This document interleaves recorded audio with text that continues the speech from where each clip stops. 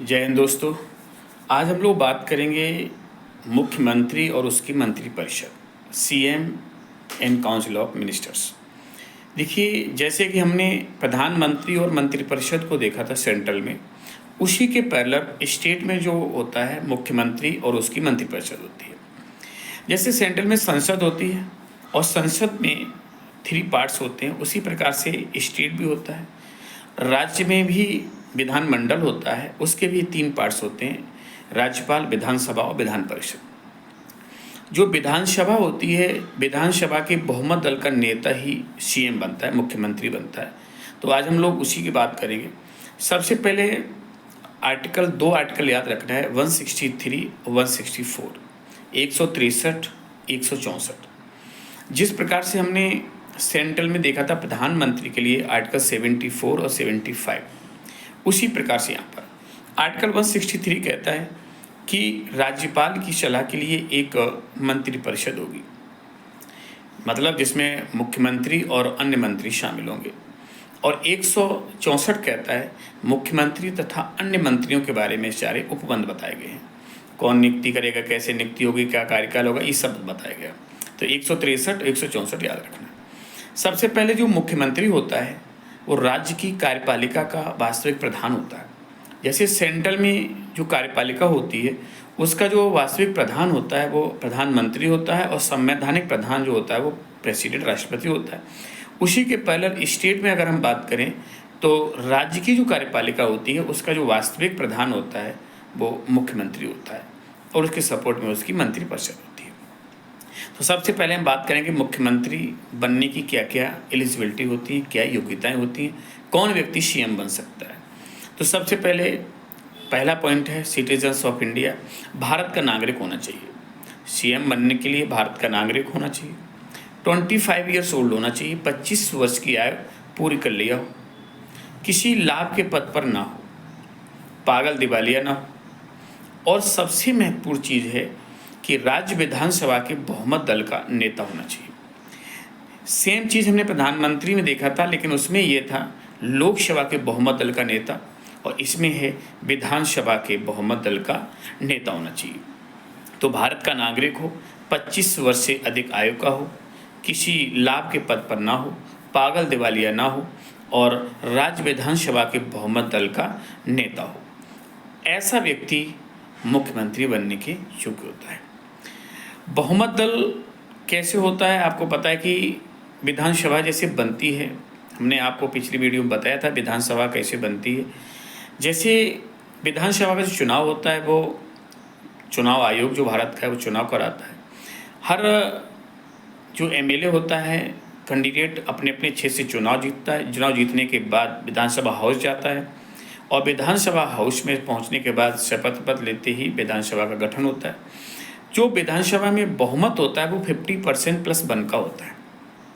50% plus one जिसका बहुमत होगा उसी को हम बहुमत दल कहते हैं, और उसी को ये अधिकार होता है, पावर होता है कि अपने एक नेता को चूज करे, उसी को हम बहुमत दल का नेता कहते हैं, और वही व्यक्ति सीएम बनने के लिए एलिजिबल होता है। तो सबसे पहले ये तो योग्यता। दूसरी चीज़ है नियुक्ति। तो सीएम की नियुक्ति कौन करता है, तो सीएम अपॉइंटेड बाय गवर्नर। राज्य में मुख्यमंत्री की नियुक्ति राज्यपाल करेगा। नियुक्ति हो गई। सबसे पहले मुख्यमंत्री की नियुक्ति होती है, और मुख्यमंत्री की ही सलाह पर अन्य मंत्रियों की नियुक्ति भी राज्यपाल करता है। अब यहाँ पर एक बात और बता दें कि अधिकतम कितने मंत्रियों को नियुक्त कर सकता है राज्यपाल। तो सबसे पहले ध्यान देना है कि मुख्यमंत्री की नियुक्ति करेगा और मुख्यमंत्री की सलाह पर अन्य मंत्रियों की नियुक्ति करेगा। तो अधिकतम जो मंत्री हो सकते हैं वो विधानसभा की कुल सीटों का 15% तक मंत्री बनाए जा सकते हैं, इंक्लूडेड सीएम, जिसमें मुख्यमंत्री भी शामिल होगा। ये चीज़ हमने सेंट्रल में भी आपको बताई थी, याद करिएगा कि सेंट्रल में कितने मंत्री हो सकते हैं। तो वहाँ पर था लोकसभा की कुल सीटों का 15% तक, जिसमें प्रधानमंत्री भी शामिल होगा। और यहाँ पर है विधानसभा की सीटों का 15% तक अधिकतम मंत्री बनाए जा सकते हैं, जिसमें सीएम भी शामिल होगा। और कम से कम कितने, तो यहाँ पर है प्रावधान, कम से कम 12 मंत्री बनाए जा सकते हैं, जिसमें भी सीएम शामिल होगा। लेकिन सेंट्रल में ऐसा नहीं था। प्रधानमंत्री के साथ जितने मंत्री 15% तक हो सकते हैं, लेकिन कम से कम तक प्रावधान नहीं था। कम से कम प्रधानमंत्री अकेले भी रह सकते थे, लेकिन इसमें कम से कम 12 मंत्री होना चाहिए। तो इन सभी मुख्यमंत्री के साथ सारे मंत्रियों को शपथ भी राज्यपाल दिलाएंगे। तो नियुक्ति होगी, नियुक्ति के बाद शपथ। तो सबसे पहले सीएम शपथ लेंगे, सीएम को भी शपथ गवर्नर दिलाएंगे, और अन्य सभी मंत्रियों को भी शपथ गवर्नर दिलाएंगे। सबने शपथ ले ली, और शपथ लेते ही मुख्यमंत्री तथा अन्य सारे मंत्री 5 वर्ष के लिए पद धारण कर लेते हैं। 5 वर्ष के लिए हो जाएंगे। लेकिन 5 वर्ष से कभी भी पहले कोई भी मंत्री या सीएम अपना सेल्फ रिजाइन दे सकता है, या फिर दूसरी कंडीशन ये है उसे हटाया जा सकता है। वो कैसे हटाया जा सकता है? जैसे पीएम और अन्य मंत्रियों को हटाया जाने की प्रावधान था, वो कैसे सिद्धांत था, अब वो सिद्धांत अभी हम बता रहे हैं आपको। सबसे पहला पॉइंट है कि आप अपने से रिजाइन दे सकते हैं, सेल्फ रिजाइन। तो सेल्फ रिजाइन किसको आप देंगे? गवर्नर को देंगे। एक चीज़ यहाँ पर ध्यान देना है कि अगर एक मंत्री अपना रिजाइन देता है, सीएम को नहीं देगा रिजाइन, ध्यान देना है, गवर्नर को रिजाइन देगा। तो एक मंत्री अगर कोई रिजाइन देता है गवर्नर को, तो हमारी सरकार पर कोई इफेक्ट्स नहीं पड़ते हैं, सरकार बनी रहती है, ये दूसरा मंत्री बना दिया जाता है या किसी को चार्ज दिया जाता है। अगर अकेला सीएम रिजाइन दे दे तो पूरी मंत्रिपरिषद भंग हो जाती है। पूरी मंत्रिपरिषद भंग हो जाएगी अगर सीएम अकेला रिजाइन दे देता है। और जैसी पूरी मंत्रिपरिषद भंग होगी, विधानसभा भंग नहीं होगी, केवल मंत्री पद सबके चले जाएंगे। फिर क्या होगा? दोबारा से बहुमत दल का नेता चुना जाएगा, और फिर से सीएम के रूप में शपथ दिलाएगा राज्यपाल, और फिर से दोबारा से मंत्रिपरिषद का गठन होगा। ये तो पहली कंडीशन होगी। दूसरी कंडीशन है कि कैसे हटाए जा सकते हैं। तो उसमें एक प्रोसेस होती है, जैसे एक विश्वास मत होता है, एक अविश्वास प्रस्ताव होता है। तो दूसरी कंडीशन ये है कि अविश्वास प्रस्ताव के द्वारा आपको हटाया जा सकता है। ये अविश्वास प्रस्ताव कहाँ होगा? ये होगा विधानसभा में, स्टेट असेंबली में होता है। तो विधानसभा में अविश्वास प्रस्ताव के द्वारा आपको हटाया जा सकता है। ये अविश्वास प्रस्ताव सदन का कोई भी सदस्य ला सकता है, चाहे वो सत्ता पक्ष का हो या विपक्ष का हो, लेकिन अधिकांशतः इसे विपक्ष ही लाता है। ये अविश्वास प्रस्ताव मुख्यमंत्री पर भी लाया जा सकता है या अन्य किसी भी मंत्री पर भी लाया जा सकता है।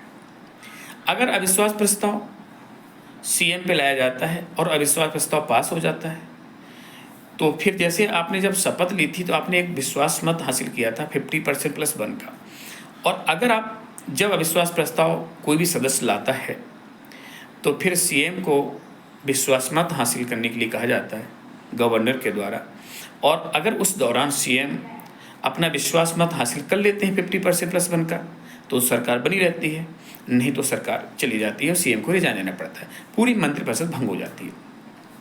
इसमें एक दूसरी कंडीशन ये है, महत्वपूर्ण है, कि जैसे हमने देखा था कि अगर एक मंत्री रिजाइन देता है सेल्फ, तो हमारी मंत्रिपरिषद पर कोई इफेक्ट नहीं पड़ता है।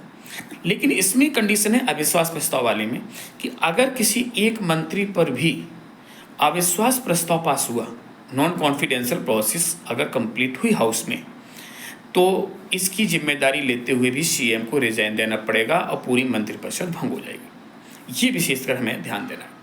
तो ऐसे आप हट सकते हैं। तो हमने देखा सीएम क्या योग्यता होती हैं, कैसे बनते हैं, शपथ होती है, 5 वर्ष के लिए होते हैं, उससे पहले आप हट भी सकते हैं। तो मुख्यमंत्री और मंत्रिपरिषद का गठन हो जाता है। अब ये मंत्री जो होते हैं, जैसे सेंट्रल में 3 प्रकार के अधिकतम मंत्री हो सकते हैं, उसी प्रकार से स्टेट में भी अधिकतम 3 प्रकार के मंत्री बनाए जा सकते हैं। एक हमारे कैबिनेट मंत्री होते हैं, एक हमारे राज्य मंत्री, और राज्य मंत्री में ही कुछ को स्वतंत्र प्रभार मंत्रालय भी दिया जाता है, और एक हमारे उप मंत्री। लेकिन जब भी मंत्री आपने देखा बनाए जाएंगे, तो जब शपथ होती है तो वो अपने पद की शपथ लेते हैं, डिपार्टमेंट की शपथ लेते हैं, जैसे कैबिनेट के रूप में शपथ लें या राज्य मंत्री स्वतंत्र प्रभार के रूप में शपथ लें, क्योंकि इनके जो डिपार्टमेंट होते हैं वो बाद में कभी भी चेंज भी हो सकते हैं, तो ये बार शपथ फिर नहीं होती है। तो मुख्यमंत्री और मंत्रिपरिषद का ऐसे गठन हो जाएगा। अब इनके काम क्या होते हैं? जैसे जो कार्यपालिका होती है, सेंट्रल में जो प्रधानमंत्री मंत्रिपरिषद के जो कार्य होते हैं, उसी प्रकार से स्टेट में देखा जाए तो मुख्यमंत्री और उसकी मंत्रिपरिषद के कार्य होते हैं। तो जो कार्यपालिका का वास्तविक प्रधान मुख्यमंत्री होता है, मुख्यमंत्री और अपने जो सहयोगी मंत्री होते हैं, उनके संयोग से जो भी कार्यपालक के कार्य होते हैं राज्य में, वो सारे संपन्न कराते हैं। तो ये था मुख्यमंत्री और उसकी मंत्रिपरिषद के बारे में जानकारी। जय हिंद।